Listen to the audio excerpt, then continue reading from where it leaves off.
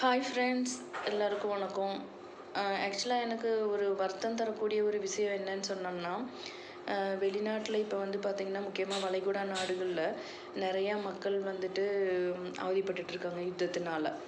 So அவங்களோட குடும்பங்கள் எப்படி இருக்காங்க, அவங்க பத்திரமா இருக்காங்களா, அவங்களுக்கு சாப்பாடு கிடைக்குதா அப்படிங்கிறதெல்லாம் வந்துட்டு அரசாங்கம் மட்டும்தான் அவங்கள பார்த்து கவனிக்கணும் அப்படின்னு சொல்லிட்டு இருக்கிற மாதிரி இங்கே நமக்கு தேவையானது கேஸும் பெட்ரோலும்.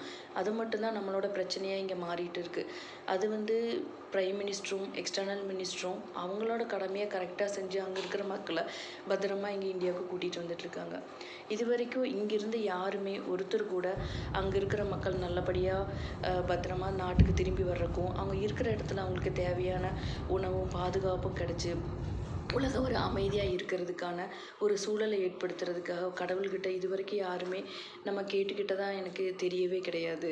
ஸோ ஆனால் அங்கே இருக்கிற கல்ஃபில் இருக்கிற மக்கள் இங்கே நமக்கு இந்தியாவில் வந்து ஒரு பிரச்சனைன்னு வந்தப்போ, கேரளாவில் வெள்ளம் வந்தப்பையும், தமிழ்நாட்டில் புயல் வந்தப்பையும், ஒரிசாவில் புயல் வந்தப்பையும் அவங்களோட ஒரு நாள் சம்பளத்தையோ ஒரு மாத சம்பளத்தையோ பொருளாவோ பணமாவோ அங்கேருந்து எவ்வளோ பேர் நமக்கு அனுப்பிச்சாங்க. அவங்களோட அந்த நன்றிக்காகவாவது நம்ம அங்கே இருக்கிறவங்களோட சேஃப்டிக்காக நம்ம எல்லாரும் கடவுள்கிட்ட ப்ரே பண்ணிக்கலாம். தேங்க்யூ.